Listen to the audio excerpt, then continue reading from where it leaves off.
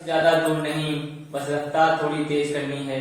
आज खामोशी से पढ़कर कल अपनी सफलता की कहानी लिखनी है, कल अपनी सफलता की कहानी लिखनी है। Welcome back my dear student, आपके अपने YouTube channel Uttam career academy में आप सभी का स्वागत है। कैसे हैं आप सभी? आई होप आप लोग अच्छे होंगे और आप लोगों की पढ़ाई बहुत अच्छे से चल रही होगी। आप लोग अपनी तैयारी इस अपोजिट पीरियड में भी, विषम परिस्थिति में भी अपनी तैयारी बहुत अच्छे से कर रहे होंगे और लगातार अपनी पढ़ाई, अपनी बुकें रोज पढ़ रहे होंगे। डेली जो है आपकी पढ़ाई अच्छे से कुल मिला के चल रही होगी। तो आइए देखते हैं, हम लोग आज आपके लिए लेकर आए हैं संविधान की 12 अनुसूचियां। संविधान की 12 अनुसूचियां आज हम लोग बहुत अच्छे तरीके से पढ़ेंगे। आप लोग कंप्लीट वीडियो देखिएगा। आप लोग जैसे जैसे आगे वीडियो में जाएंगे आपको बेहतर से बेहतर ट्रिक याद करने का तरीका बताया जाएगा। तो अगर आप लोग हमारे चैनल में नए हैं तो चैनल को सब्सक्राइब कर दीजिए और ज्यादा से ज्यादा लोगों में शेयर कर दीजिए। आइए देखते हैं अनुसूचियां हैं क्या और हमारे मूल संविधान में अनुसूचियां कितनी थी, ये जानना जरूरी है। वीडियो स्टार्ट करने से यानी पढ़ने से पहले ये भी जानना जरूरी है कि हमारे मूल संविधान में कितनी अनुसूचियां थी। हमारे मूल संविधान में कितनी अनुसूचियां थी और वर्तमान में कितनी है, आपको बता देना चाहता हूं कि हमारे मूल संविधान में कुल 8 अनुसूचियां थी। कितनी थी? 8 अनुसूचियां मूल संविधान में। 8 अनुसूची थी मूल संविधान में, हमारे 8 अनुसूची थी, जबकि वर्तमान में कुल 12 अनुसूचियां हैं। वर्तमान संविधान में कुल 12 अनुसूचियां हैं। 9वीं अनुसूची को पहले यानी प्रथम संविधान संशोधन 1951 द्वारा पहली अनुसूची को जोड़ा गया था। आइए देखते हैं हमारी पहली अनुसूची क्या है। 9वीं अनुसूची को जोड़ा गया था, पहले संविधान संशोधन 1951 के द्वारा 9वीं अनुसूची को जोड़ा गया था। आइए देखते हैं हम लोग, हमारा पहली अनुसूची है। पहली अनुसूची क्या कहती है? इसमें कहा गया है कि भारतीय राज्यों व संघ शासित क्षेत्रों का प्रावधान किया गया है। पहली अनुसूची में, संविधान की पहली अनुसूची में भारतीय राज्यों व संघ शासित क्षेत्रों का प्रावधान किया गया है। कैसे? अब जब हमारा देश आजाद हुआ तो उसमें राज्यों का गठन जरूरी था। राज्यों का गठन किस प्रकार से संसाधित क्षेत्रों को ज्वाइन किया जाए, तो इस वजह से पहला काम किया गया, पहली अनुसूची में राज्यों व संसाधित क्षेत्रों को रखा गया। 62वें संविधान संशोधन के द्वारा 62वें संविधान संशोधन के द्वारा दिल्ली को राष्ट्रीय राजधानी क्षेत्र का दर्जा दिया गया।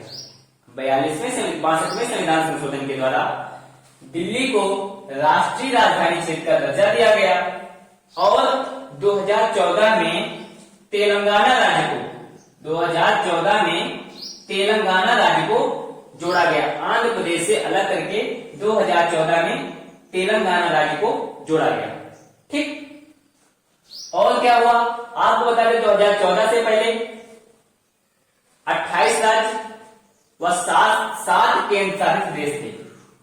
28 राज्य व 7 केंद्र शासित प्रदेश थे। 7 केंद्र शासित प्रदेश थे। 2014 के बाद 29 राज्य व 7 केंद्र शासित प्रदेश कर दिए गए। यानी तेलंगाना जब 2014 में ऐड हो गया तो हमारे कितने राज्य हो गए? 29 राज्य और 8 केंद्र शासित प्रदेश हो गए। 29, 8। लेकिन वर्तमान में 28 राज्य व 8 केंद्र शासित प्रदेश हैं। 8, ठीक। वर्तमान में 28 राज्य व 8 केंद्र शासित प्रदेशों को पहली अनुसूची में स्थान दिया गया है। आइए देखते हैं हमारे लिए अनुसूची क्या है। दूसरी, इसमें प्रमुख पदाधिकारियों जैसे राष्ट्रपति, राज्यपाल, लोकसभा व विधानसभा अध्यक्ष व उपाध्यक्ष, राज्यसभा के सभापति व उपसभापति व विधान परिषद के सभापति व उपसभापति का उल्लेख एवं उनके वेतन भत्ते संबंधी प्रावधान किया गया है। उनके वेतन भत्ते संबंधी प्रावधान संविधान की दूसरी अनुसूची में किया गया है। अब जब राज्यों का गठन हो गया तो दूसरी अनुसूची में जरूरत पड़ी, अब देश को आवश्यकता पड़ी कि भाई कुछ अधिकारियों का गठन किया जाए। अब बिना अधिकारियों के देश चलाना मुश्किल है, तो उसमें राष्ट्रपति, राज्यपाल, लोकसभा व विधानसभा के अध्यक्ष, उपाध्यक्ष व राज्यसभा के सभापति व उपसभापति व विधान परिषद के सभापति व उपसभापति का उल्लेख व उनके वेतन संबंधी प्रावधान कर दिया गया है। अब पदाधिकारी होंगे तो देश का संचालन अच्छे से हो सकेगा। ठीक, अब क्या किया गया है? अगली अनुसूची दी गई है, तीसरी अनुसूची। संविधान की तीसरी अनुसूची क्या कहती है? इसमें विभिन्न पदाधिकारियों जैसे राष्ट्रपति, उपराष्ट्रपति, मंत्री, उच्चतम न्यायालय व उच्च न्यायालय के न्यायाधीशों द्वारा पद ग्रहण की शपथ, यानी प्रमुख पदाधिकारी। अब भाई पदाधिकारियों का गठन तो कर दिया गया, पदाधिकारी हो गए। अब वो भ्रष्टाचार न करें, किसी प्रकार का भ्रष्टाचार ना हो, देश का संचालन अच्छे से हो सके, बेहतर ढंग से हो सके, इसके लिए उनको शपथ दिला दी गई कि आप अपने कर्तव्यों का निर्वहन बड़ी निष्ठा व ईमानदारी के साथ करेंगे। ठीक, उनको शपथ दिला दी गई कि आप लोग जो भी कार्य करेंगे बड़ी निष्ठा व ईमानदारी के साथ करेंगे, आप किसी प्रकार का भ्रष्टाचार नहीं करेंगे। इसकी जरूरत पड़ी भाई। अब आगे क्या किया गया? चौथी अनुसूची। चौथी अनुसूची क्या कहती है? इसमें सभी राज्यों तथा संघीय क्षेत्रों के का राज्यसभा में प्रतिनिधित्व का प्रावधान किया गया है। ठीक, चौथी अनुसूची में सभी राज्यों व केंद्र शासित संघीय क्षेत्रों के राज्यसभा में क्या प्रतिनिधित्व हो, यानी राज्यसभा में सीटों के बंटवारे का आवंटन, सीटों राज्यसभा में सीटों का बंटवारा किस प्रकार से किया जाए, यह चौथी अनुसूची में यह प्रावधान किया गया है। चौथी अनुसूची में राज्यसभा में सीटों का आवंटन यानी सीटों का बंटवारा किस प्रकार से हो, इसका प्रावधान संविधान की चौथी अनुसूची में किया गया है। ये जानना बहुत जरूरी है। ठीक, आइए अगली अनुसूची देखते हैं हम लोग। पांचवी अनुसूची। पांचवी अनुसूची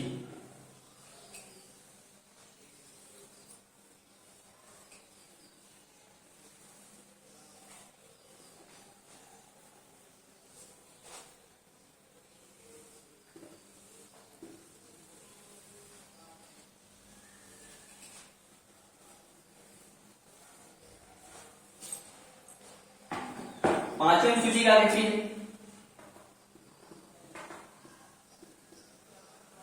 पांचवी अनुसूची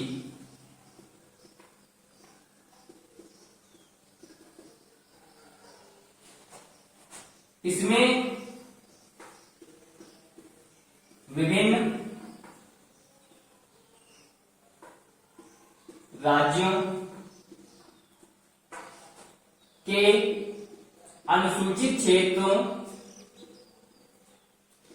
के अनुसूचित क्षेत्रों व अनुसूचित जनजाति के क्षेत्रों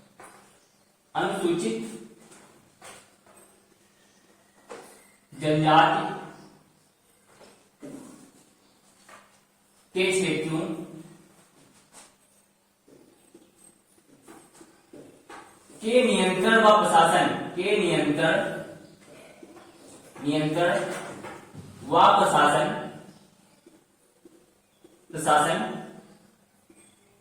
संबंधी प्रावधान किया गया है।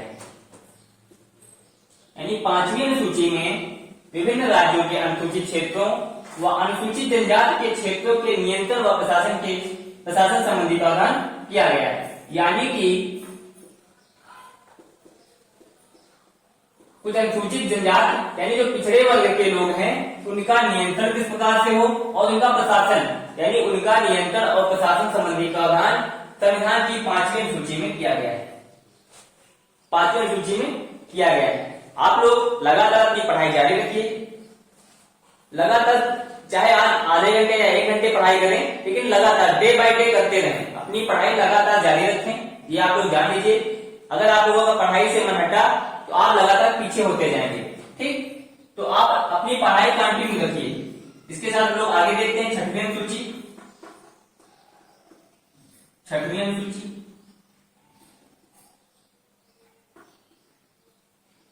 अनुसूची क्या कहती है? इसमें विभिन्न राज्यों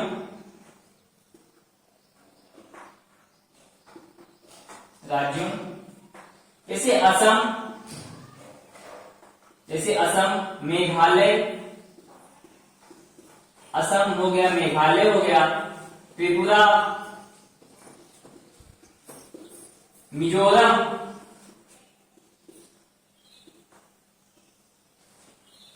में अनुसूचित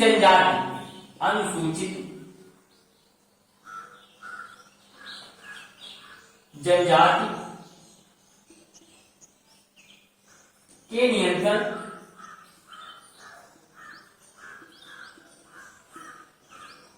एवं प्रशासन संबंधी प्रावधान किया गया है, एवं प्रशासन संबंधी प्रावधान किया गया है।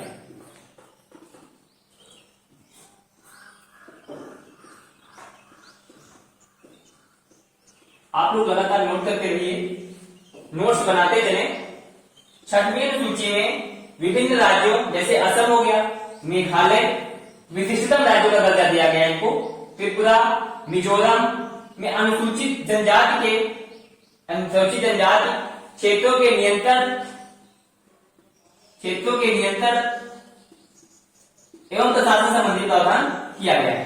नियंत्रण एवं प्रशासन संबंधी प्रावधान किया गया। इनको विशिष्टतम राज्य बता दिया गया। तो इनके जो विभिन्न राज्य हैं जैसे असम, मेघालय है, त्रिपुरा है, मिजोरम है, इनके जो अनुसूचित जनजाति क्षेत्र के लोग हैं उनको विशिष्ट, उनको बेहतर जो है नियंत्रण की व्यवस्था और प्रशासन संबंधी व्यवस्था अच्छे से कर दी जाए।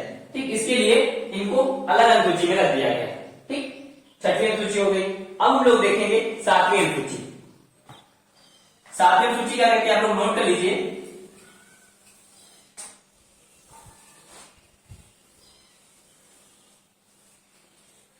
सातवीं अनुसूची बहुत इंपॉर्टेंट है, इससे परीक्षाओं में प्रश्न पूछे जाते हैं। वैसे इंपॉर्टेंट तो सारी अनुसूचियां हैं, लेकिन सातवीं अनुसूची कुछ अलग स्थान रखती है अपना, वो ज्यादा महत्वपूर्ण है। सातवीं हो गई, आठवीं हो गई, ये बहुत महत्वपूर्ण अनुसूचियां हैं। आप लोग इनको एकदम याद कर लीजिएगा, इससे प्रश्न जरूर पूछे जाते हैं। आइए सातवीं अनुसूची देखते हैं। सातवीं अनुसूची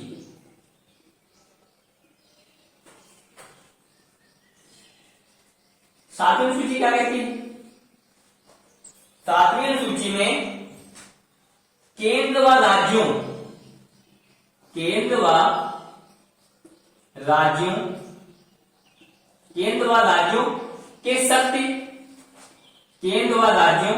शक्ति व कार्यों के बंटवारा संबंधी प्रावधान किया गया। के बंटवारे शक्ति, केंद्र व राज्यों के शक्तियों व कार्यों के बंटवारे का प्रावधान किया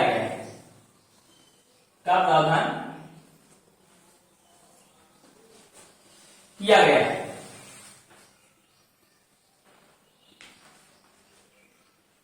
इसमें तीन सूचियों को शामिल किया गया है। तीन सूचियां कौन कौन सी, ये भी जानना जरूरी है। तीन सूचियों को शामिल किया गया है।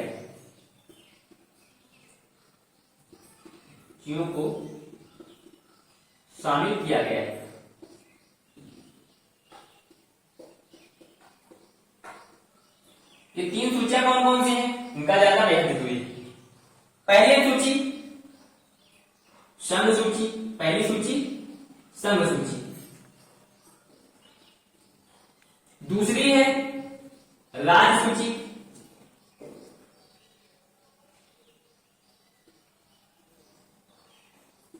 और अंतिम हमारी थर्ड है सम्मति सूची।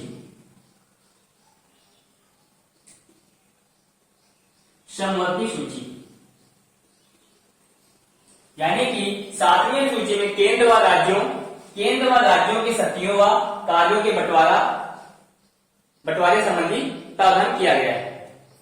ठीक, अब संघ सूची क्या होती है? संघ सूची में मूल संविधान में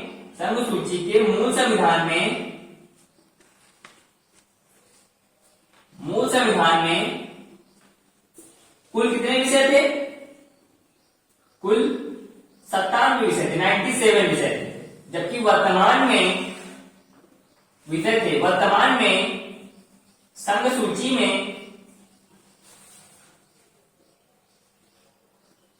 100 विषय हैं। कितने हैं? 100 विषय। भारतीय संविधान की 7वीं सूची के संघ सूची में मूल संविधान जो था हमारा, उसमें कुल 97 विषय थे, जबकि वर्तमान में संघ सूची में 100 विषय रखे गए हैं। अब संघ सूची में कौन कौन से विषय आते हैं? जैसे विदेशी मामला, विदेशी मामला भी संघ सूची का विषय।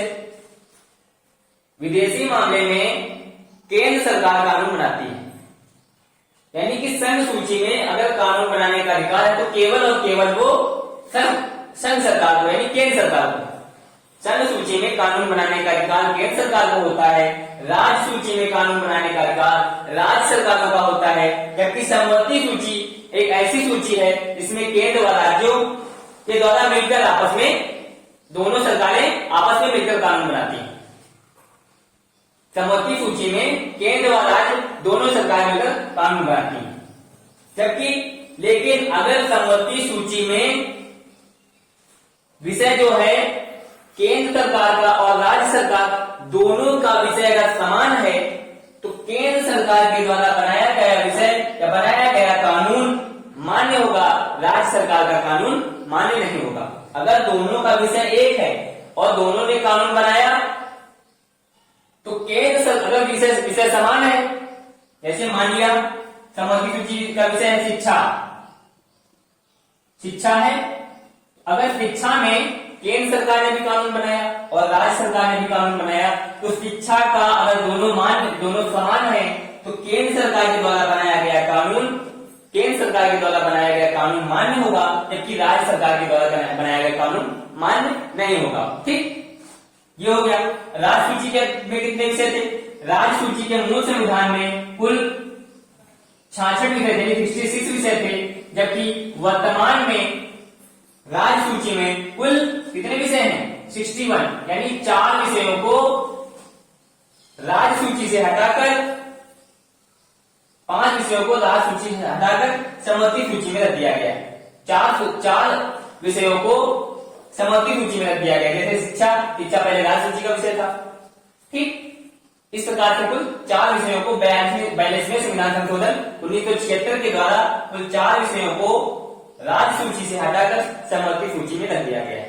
ठीक, यहां तक समझ में आ गया आप लोगों को।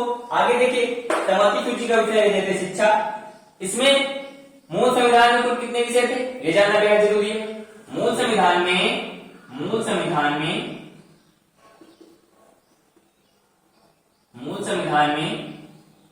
कुल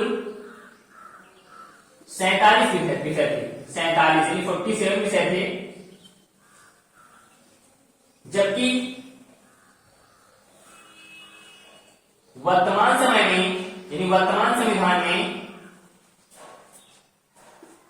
में कुल 52 यानी 52 विषय हैं। ठीक, 52 विषयों को मान्यता दी गई। यहां तक समझ में आ गया। समवर्ती सूची में जैसे शिक्षा हो गया, ठीक, और क्या है? बिजली हो गया, समवर्ती सूची का विषय है बिजली, और स्टाम्प ड्यूटी ये भी समवर्ती सूची का विषय है। ठीक, बिजली, शिक्षा, स्टाम्प ड्यूटी, इस प्रकार से 52 विषय हैं कुल समवर्ती सूची के विषय हैं। संघ सूची आपको बता दिया, राज्य सूची बता दिया, और समवर्ती सूची। समवर्ती सूची में राज्य सरकार व केंद्र सरकार दोनों को कानून बनाने का अधिकार है। ठीक, आगे देखते हैं हम लोग अगली सूची, 8वीं सूची देखेंगे। आप लोग नोट करते चलिए, लगातार नोट करते रहेंगे तो आपको आसानी रहेगी, या स्क्रीनशॉट ले लीजिए, आपको याद करने में आसानी रहेगी। 8वीं सूची क्या है देखेंगे।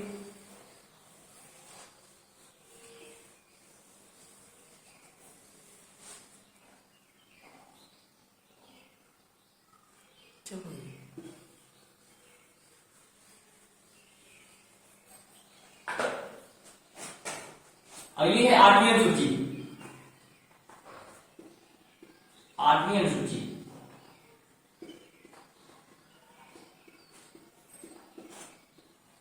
आपको बता दें, 8वीं अनुसूची में 8वीं अनुसूची भाषा संबंधी प्रावधान किया गया। 8वीं अनुसूची में 8वीं अनुसूची में भाषा संबंधी प्रावधान किया गया है। भाषा संबंधी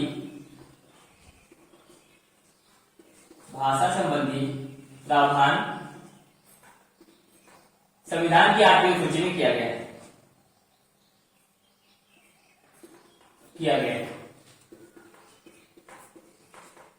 मूल संविधान में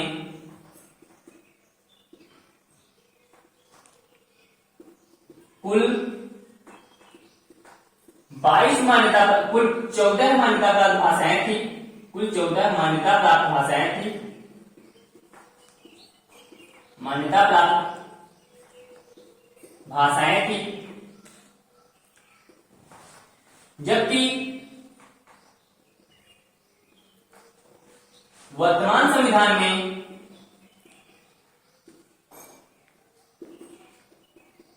संविधान में कुल 22 मान्यता प्राप्त भाषाएं हैं। 22 मान्यता प्राप्त भाषाएं हैं। ठीक, 8वीं सूची में भाषाओं को रखा गया है। भाषा संबंधी प्रावधान यानी देश में कितनी भाषाएं लागू होंगी, कितनी मान्यता प्राप्त भाषाएं रहेंगी, ये प्रावधान 8वीं सूची में किया गया है। मूल संविधान में कुल 14 मान्यता प्राप्त भाषाएं थी। ठीक, मूल संविधान जब हमारा संविधान बनकर तैयार हुआ था उस समय कुल 14 मान्यता प्राप्त भाषाएं थी, जबकि वर्तमान संविधान में कुल 22 मान्यता प्राप्त भाषाएं हैं। जैसे हिंदी मान्यता प्राप्त है, नेपाली है, डोगरी है, संथाली है, बोडो है, ठीक, संस्कृत है। इस प्रकार से 22 मान्यता प्राप्त भाषाएं हैं वर्तमान संविधान में। ठीक, आगे देखेंगे 9वीं अनुसूची। 9वीं अनुसूची 9वीं अनुसूची में क्या किया गया है, क्या बताया गया है? भूमि सुधार, इसमें भूमि सुधार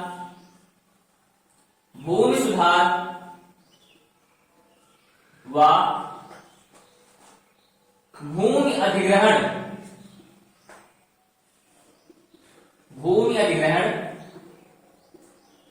संबंधी प्रावधान किया गया है। भूमि अधिग्रहण संबंधी प्रावधान संविधान की 8वीं अनुसूची में किया गया है। 9वीं अनुसूची में किया गया है, ये प्रावधान किया गया है। संविधान की 9वीं अनुसूची में भूमि अधिग्रहण संबंधी प्रावधान किया गया है। यानी 9वीं अनुसूची में बताया गया है, 9वीं अनुसूची में बताया गया है कि भूमि से संबंधित जो भी कार्य होंगे वह 9वीं अनुसूची के अंतर्गत रखे जाएंगे। भूमि से संबंधित यानी भूमि सुधार हो, भूमि अधिग्रहण हो या अन्य भूमि से संबंधित कोई भी कार्य हो, वो जो है 9वीं अनुसूची में रखा जाएगा, 9वीं अनुसूची से संबद्ध रहेगा। ठीक, आगे देखेंगे हम लोग 10वीं अनुसूची क्या है। आप लोग इसको नोट कर लीजिए, स्क्रीनशॉट ले लीजिए।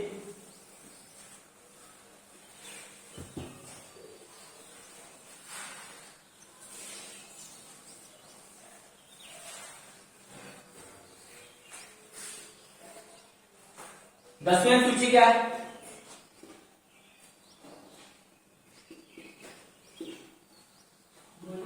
दसवीं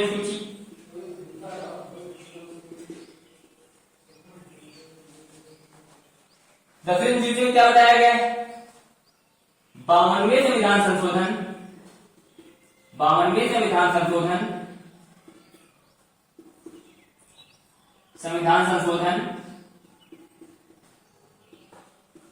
1985 के द्वारा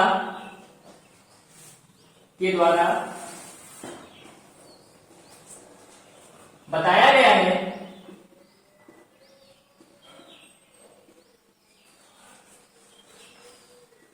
कि 10वीं अनुसूची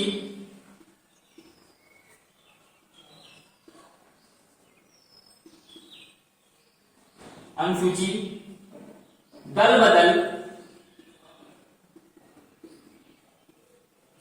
कानून से संबंधित है, दल बदल कानून से संबंधित है।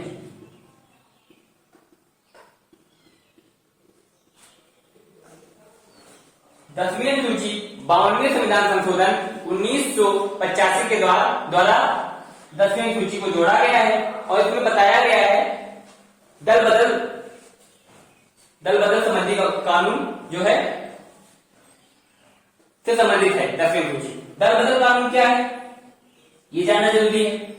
दल बदल कानून अगर कोई राजनीतिक पार्टी का निर्वाचित व्यक्ति किसी राजनीतिक पार्टी का निर्वाचित सदस्य यदि जो है वो किसी दूसरी पार्टी को ज्वाइन करता है तो वह अयोग्य घोषित कर दिया जाएगा, वह व्यक्ति अयोग्य घोषित कर दिया जाएगा। 10वीं अनुसूची के तहत अगर कोई भी व्यक्ति राजनीतिक पार्टी से निर्वाचित होता है और वह किसी दूसरी पार्टी को ज्वाइन कर लेता है तो वह अयोग्य घोषित कर दिया जाएगा। ये दल बदल संबंधी प्रावधान है।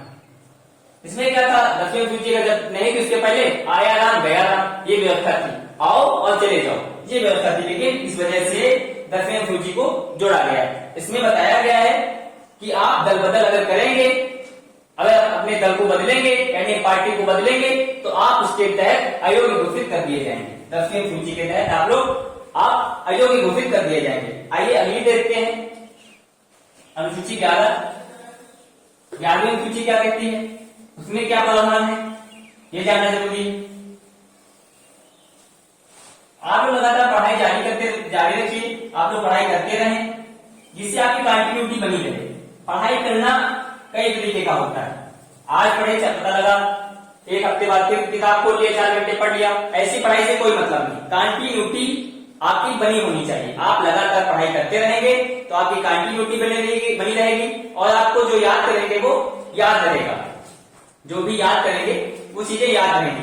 नहीं तो आप आज पढ़े, पता लगा 2 दिन ब्रेक कर दिया, फिर इससे आपकी कंटिन्यूटी बिगड़ेगी और आपकी पढ़ाई वो उतना मजेदार हो नहीं पाएगी और आपका लक्ष्य अचीव नहीं हो पाएगा। ठीक, आइए देखते हैं अगली क्या है 11वीं अनुसूची। 11वीं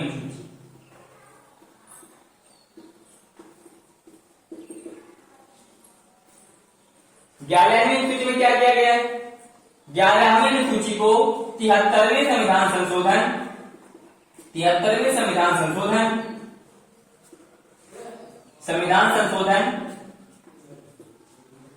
1993 के द्वारा जोड़ा गया है,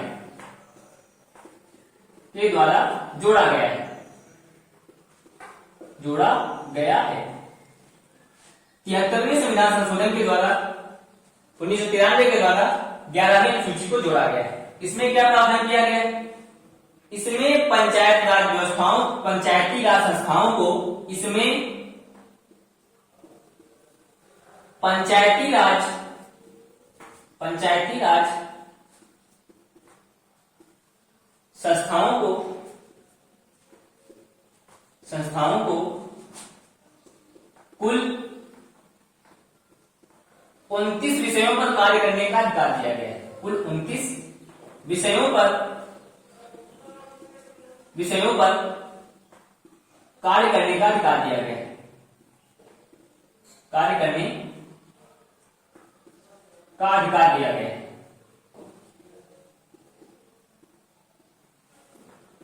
है। क्या है? कौन से अधिकार? जैसे ग्रामीण विकास,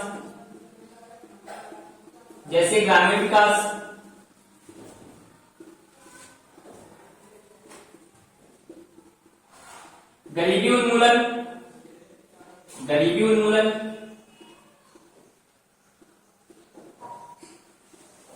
बिजली,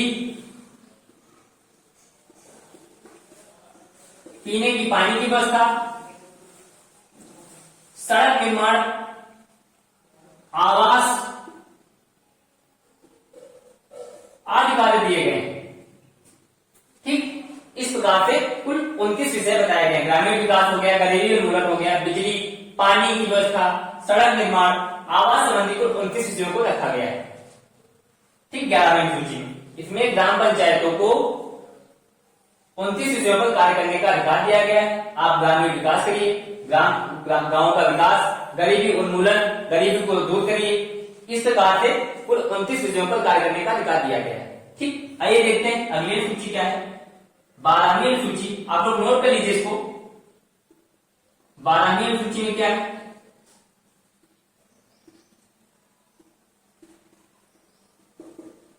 स्क्रीनशॉट ले लीजिए या नोट कर लीजिए। 74वें संविधान संशोधन, 74वें संविधान संशोधन 1993 के द्वारा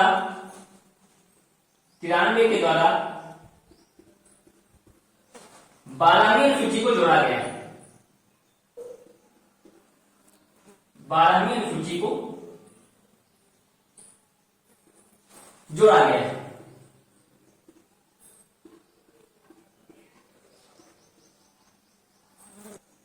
इसमें क्या प्रावधान किया गया है, यह भी जानना बेहद जरूरी है। इसमें नगर पालिकाओं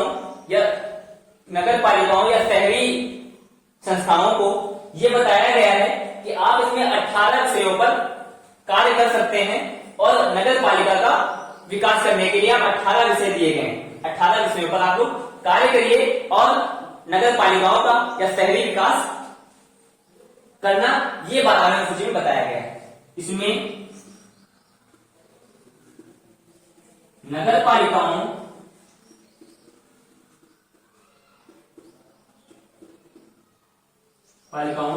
को कुल 18 विषयों पर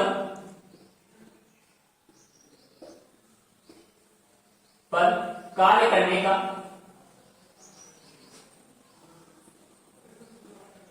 अधिकार दिया गया है।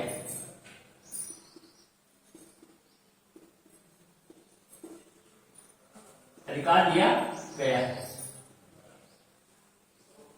यानी 12वीं सूची में नगर पालिकाओं या जो है नगर पालिकाओं या शहरी विकास के लिए कुल 18 विषयों पर कार्य करने का अधिकार दिया गया है। अब नगर पालिकाओं में 18 विषय कौन कौन से हैं, जैसे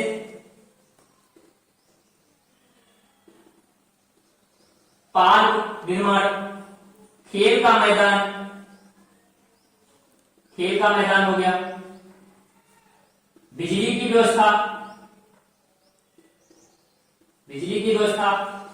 पानी की व्यवस्था, सड़क निर्माण,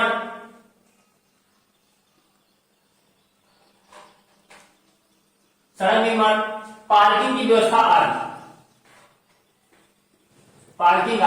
इस प्रकार से कुल 18 विषयों पर कार्य करने का अधिकार 12वीं सूची में नगर पालिकाओं को दिया गया है। नगर पालिकाओं को 18 विषयों पर कार्य करने का अधिकार दिया गया है। यानी 18 विषयों पर आप कार्य करिए, जैसे कि पार्क की व्यवस्था, खेल के मैदान की व्यवस्था, बिजली की व्यवस्था, पानी की, सड़क निर्माण, पार्किंग जैसे कुल 18 विषय हैं। आप लोग पढ़ लीजिएगा, किताबों में दिया गया है, ये जानना बेहद जरूरी है। ठीक, कैसे लगी आपको क्लास, आप लोग कमेंट करके इनको बताइए और हमारे चैनल को अगर नए हैं तो सब्सक्राइब कर दीजिए और ज्यादा से ज्यादा लोगों में शेयर करिए। आपके पास इसी तरीके की अच्छी क्लासें लेकर आएंगे लगातार। थैंक्स।